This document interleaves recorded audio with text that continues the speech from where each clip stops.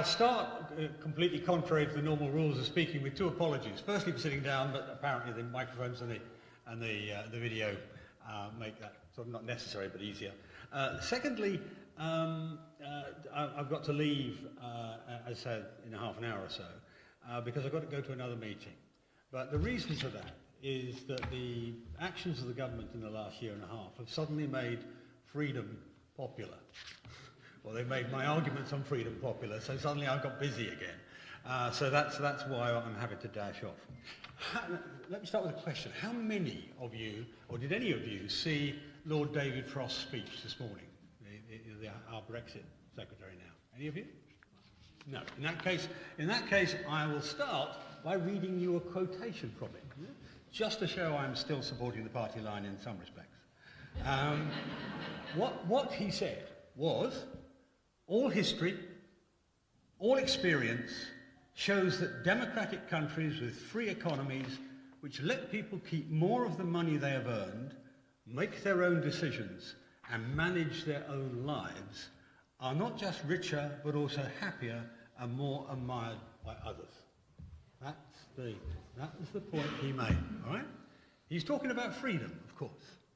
And Margaret Thatcher's favourite phrase, and I'm old enough to have been there when she was, a favourite phrase was that one of the foundational principles of conservatism was freedom under the law. And it's certainly the reason that I am a conservative.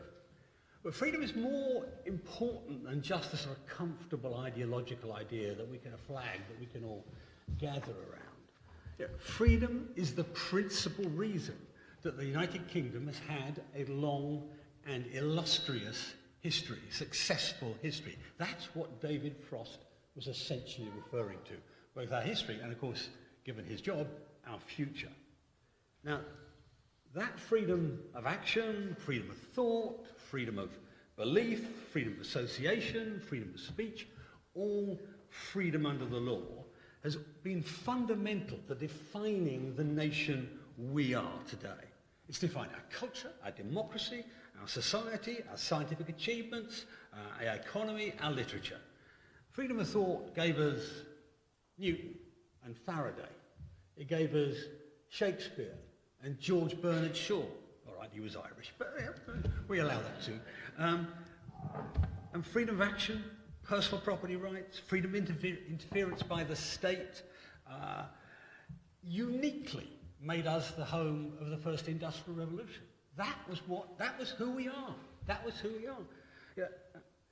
And that's why we hold freedom dear, and why we fight hard every inch of concession. We demand a reason for every concession in freedom that we make. And politicians will tell you different. But great nations are not made by great men. They're made by great institutions and great traditions. And that's what freedom under the law is for us. That's why this battle today is so important, and it's why we believe so strongly in freedom. And of course, not just for ourselves, but also for our children. Because the sort of free society or unfree society we choose dictates the society they will inherit. And we know from our history that a free society is a greater, a better, more economically successful, a better place, a happier place to be. Now, in normal circumstances, these defining principles are, actually must be, at the heart of any conservative government's policy making. Normal circumstances they should be. Now, we've been faced with a global health crisis, and on the scale of coronavirus, the government's claimed powers that under normal circumstances would be utterly unthinkable to anyone holding a genuine belief in freedom. But when faced with that, it's understandable that we've conceded it. But what are those concessions? What are those unthinkable concessions? Being told to stay at home, closing schools, closing businesses, cancelling holidays, forced quarantines, cancelled elections. Did you notice that one? That's probably that was a good thing. Lone doctors being given the power to section people. That's lock people up without a second opinion. Families being unable to visit their dying relatives. Those are the freedoms that were taken away. The list of restrictions is endless. In fact, I could have sit here and used my time talking about nothing but that. And most of it with little or no reference to Parliament. This is critical. Little or no reference to Parliament. In normal times, we wouldn't stand for such state overreach. But when faced with the biggest health crisis in the century, maybe it's understandable. We put the collective health of everybody ahead of individual rights. Actually, in the past 18 months, our government's all too often lost sight of those principles defining who we are as a country, and instead has illiberal and extreme policies that actually fail in the purported... Always a good idea, never touch the controls. If you were in my car and you were a child of mine, I'd have smacked your wrist by now. Got it? We all working? Sorry, the people online were struggling to hear. Ah, right, okay. Well, I don't want to shout, so... The point being that all those draconian actions might have been accepted for a while if it worked, but they actually didn't achieve, they failed to achieve their purported aims. Now, there's no greater current example of this disregard for our freedom than vaccination certificates, or domestic vaccine passports. Now, let me say up front, I'm a strong believer in vaccination. I and all my family are scientists. Odd family I have. My wife and my children are all scientists. And we're all vaccinated. We're all double vaccinated. But we made that decision for ourselves. We made it on the basis of the facts available. This vaccine certificate policy doesn't just smack of a Liberal government. It's actually indicative, in this case, of incompetent government. And I'm going to explain why. In the blind pursuit of vaccine passports, the government's lost sight of what it's trying to achieve. If the aim of the passports is to protect the patrons and party-goers at nightclubs, concerts, and other large events, then this policy fails on its own merits. The latest studies in this country, here in the UK, suggest that vaccinated people infected with the Delta variant,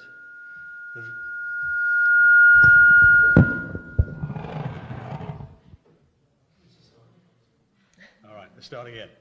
The latest studies in the UK suggest that vaccinated people infected with the Delta variant, the variant now dominant in the United Kingdom, may host virus levels just as high as those in unvaccinated people. The US Centre for Disease Control has come to the same conclusion, warning that fully vaccinated people infected with Delta variant can still infect others.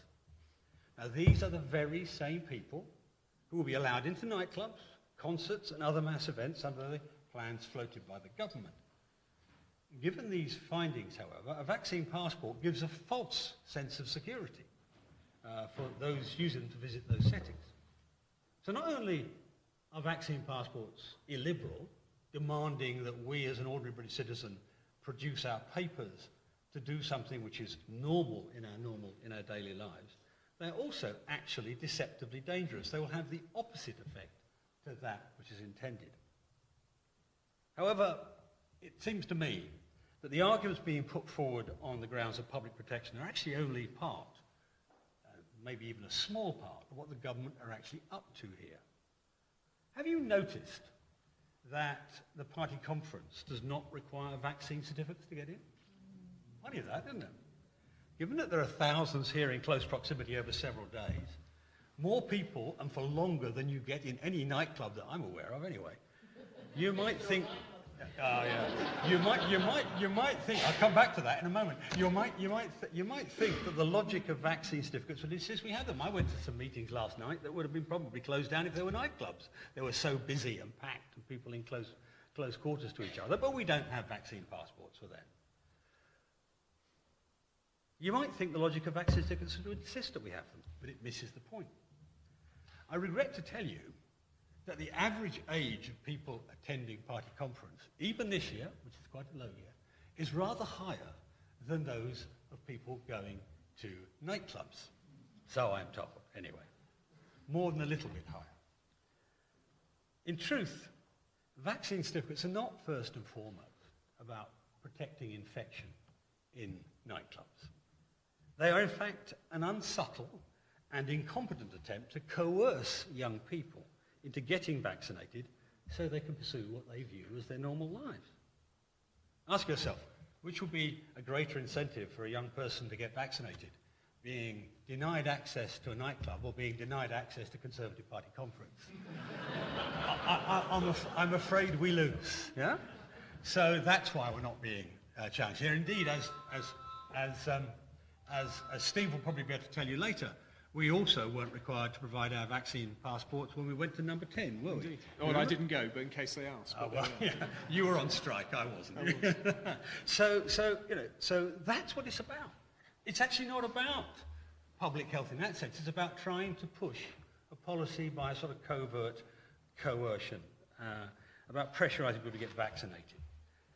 Now, some ministers who've had to defend these policies have told me in terms they don't believe in them. Yeah? And one even asked me to make it plain in public.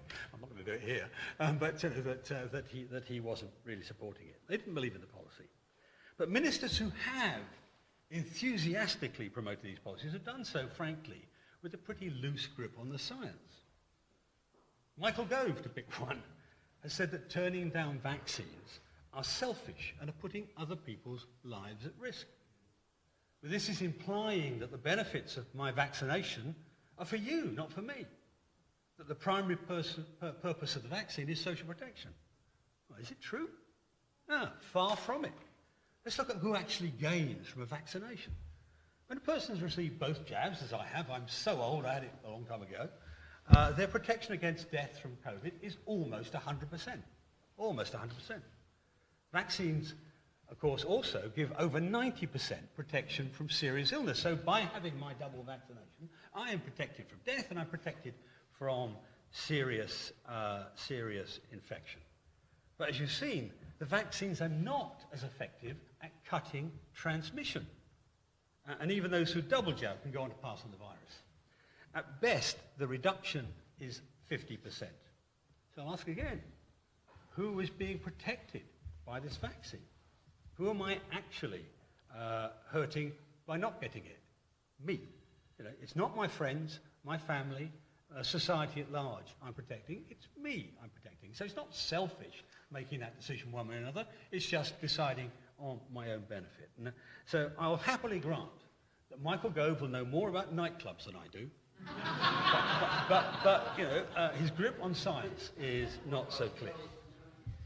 So that's Michael Gove calling now, obviously. I'm sorry, Michael. I'm sorry about that joke. Vaccine passports are a solution looking for a problem. Far from protecting people from transmission, they can make visiting events more dangerous by causing people to drop their guard. The government has shelved the plans for now, or at least they had a few weeks ago, but perhaps not for long. Only last week, the Department for Health and Social Care published their policy paper saying in the event of Plan B, they might have to use vaccine passports. You know what? Rather than wasting time publishing these papers, if they really want to get people to vaccinate, then they should aim their promotion at those people, telling them it's safe, telling them how to do it, making it easy. Frank, I don't even care if they bribe them. What they shouldn't do is coerce them. That's not the way we work in Britain. And if you want to cut infections in nightclubs, have rapid tests on the door. It makes the queue a few longer, but that's it. You know, have rapid, because that is a 95% protection, not 100% protection. Now, I may differ from our host organisation on that, but you know, at least that's not discriminatory. At least it doesn't make you take a medical treatment you don't want. So that's, you know, there are better ways of doing what the government claims it wants to do. Now, the complete mess around vaccine passports is just one example, frankly, of the undemocratic response to this pandemic. In just 1 week's time, those working in care homes across England will be required, as a condition of their employment, to have been vaccinated. Now, for the vast majority of carers, it won't make much difference. I mean, 90% of people generally have been vaccinated. But I'm told it will have an impact on 100,000 people working in this industry. Now, for some, those who cannot be vaccinated for medical reasons, those who are fearful of vaccines for a host of historical reasons. I mean, look, if you don't trust the government, you may not be willing to get vaccinated. I mean, we see it in the ethnic minority community. We get lower vaccination rates, partly probably from a lack of trust. Eastern Europeans who've grown up with governments that I wouldn't trust either may have a historic suspicion. It's their decision, not the government's decision, to tell them what to do. And it represents a devastating loss of personal choice. So carers now have a decision forced on them. You know, get vaccinated or lose your job, in essence. That intolerable proposition has been put to one of my constituents, and as I say, perhaps 100,000 other people. Again, look at the science. If you really want to protect the vulnerable people in the care homes, well, firstly, you encourage them to get vaccinated in their own interest, not in society's, in their own interest. That's a different exercise. If that doesn't, if you don't get 100% there, you have tests every day. We've all done lateral flow tests. You can do tests every day before the start. And that gives you 95% protection, not 50% protection, and it doesn't impinge on your rights, So that again, I mean, we are facing a circumstance where the government is actually pursuing something other than its own stated aims. Anyway, I do hope the government will put this decision to the House of Commons. It's doing an awful lot of things without putting it to the House of Commons, but I hope it will put this to the House of Commons so we will have a chance both to speak against it and vote against it. And we probably won't win, Steve, but we will make the point and we will keep the pressure up. I mean, after the Second World War, when we had identity cards and rationing, it took 7 years to get rid of it. Hopefully we'll be a bit more successful than that. Now, this is not the only vote that MPs will be facing. When Parliament returns later this month, MPs will be asked once again to extend the supposed emergency powers that the government gave to itself back in March 23rd, 2020. And unlike the powers that already exist, by the way, maybe people didn't know this. I mean, people don't watch Parliament TV all the time, but if you'd watched my speech, the point I made was the government already had most of the draconian powers. And the Civil Contingencies Act and the appropriately named 1984 Public Health Act. But under those acts, they had to come back to Parliament and actually get permission within 7 days. In fact, they had to recall Parliament if they made an order and then under the Civil Contingencies Act. So that the powers were there. But what's happened, of course, is that they've sidestep scrutiny, sidestep accountability. Now that has another implication, by the way, a practical one. And the practical implication is this. Both Steve and I have been ministers. And when you're a minister and you want to put something through the House of Commons, it rightly makes you a little bit nervous. You don't have to appear in front of these 650 political animals, with the emphasis on animals sometimes. They will be trying to trip you up. They will be trying to find out what you've got wrong. So you go and you check before you go that you've got all of the things right, that you've not forgotten something. There's not a group you've forgotten. There's not an outcome of your policy you've forgotten. And almost more important, your civil servants make very sure that you don't come back from the House of Commons furious at them because they've missed a really important thing and you've been tripped up. Yeah? That is an important process. And the fact that it hasn't existed for the last year and a half is one of the reasons that so many mistakes have been made. I mean, I won't list them all, but you will have seen them time and time again, these mistakes being made, partly because the accountability of Parliament has been removed. So that's important. And what has happened as a result of that vote last year is all sorts of powers the government gave to itself. Ludicrous examples of state overreach. You'll remember some of them. You remember the dog walkers in Derbyshire on the peaks being chased by drones and embarrassed on social media? Police officers in London lambasting people with megaphones for daring to be outside during the first lockdown? Walkers being fined for drinking coffee because that constituted a picnic? Yeah? Or ANPR cameras being used to spy on people to see whether they'd left their homes. Didn't catch Dominic Cummings, did they? So, those are the sort of, each individually may feel small, but the overall effect on the whole tenor of society, the fibre and texture of society, is actually enormous. It's the sort of policing you'd expect in a despotic state. And we're not a despotic state, but it's a sort of casual overreach that you'd expect under those circumstances. Not what we expect, the sort of policing by consent that we have had for 2 centuries in this country, in our cities and villages and towns. Michael Gove again. Whoa! Now, you're on air. Yeah. Now, when police have used these powers that have been presented by government to them, the weakness of the policy has been highlighted. 292 people were faced with criminal charges during the last 18 months under these arrangements. How many do you think stood? None. 292 out of 292 were got wrong. Right? And that's because of the way the government presented and created the policy without Parliament. And over and above that, the fixed penalty fines, 120,000, and they weren't necessarily small fines, up to £10,000. And a large number of those have been challenged in court. I mean, actually, most people won't challenge them because they're probably afraid of going to court. I don't blame them. But the truth is, I think something like 20% have been overturned in court. Astonishing for a law. Remember the Margaret Thatcher phrase, freedom under the law. But the law's got to work for that to work.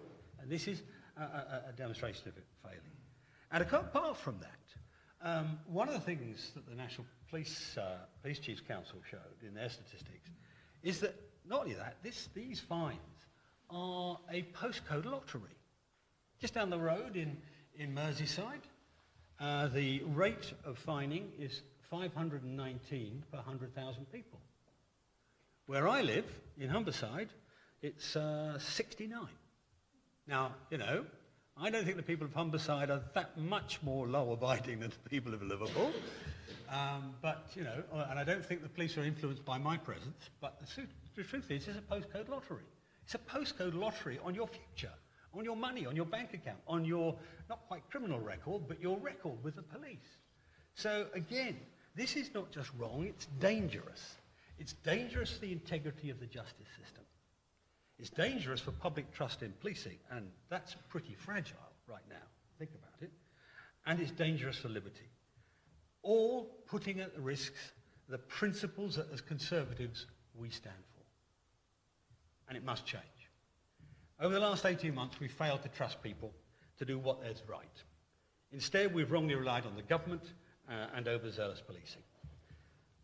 We've seen some of the most drastic and invasive abuses of civil liberties in generations. Too much power handed to the state, and the state has developed a worrying taste for those draconian powers it's acquired. Anyone with a cursory knowledge of history knows that governments don't give up powers when they're given it. As I gave you the Second World War example already. It's time now to regain the civil liberties and the freedoms we enjoyed before the pandemic. Not in part, but in full. That means repealing the Coronavirus Act. It means revising the Public Health 1984 Act. You'll never forget that Act. 1984 Public Health Act is very easy to remember. It means delivering a death blow to the attempts to introduce vaccine passports. And it means getting rid of all the petty restrictions we have had imposed on us in this last year and a half. 2020 needs to serve as a cautionary tale of what happens when too much power is handed over to a well-intentioned but overbearing state. It cannot be left as the status quo. Lord David Frost, our Brexit negotiator, made that statement I quoted at the beginning for a reason. For a reason. The next decade is going to be vital. A vital decade where the UK can capitalise on our newfound freedom, press ahead with our world-leading research in sectors such as artificial intelligence and healthcare, and redefine ourselves as a global state. But that cannot happen if we continue to maintain the unjust and damaging curbs to our freedom we've seen over the past 18 months. We must take our stand for freedom now. Anything else would be a dereliction of our duty, a dereliction of duty that future generations would not forgive us for.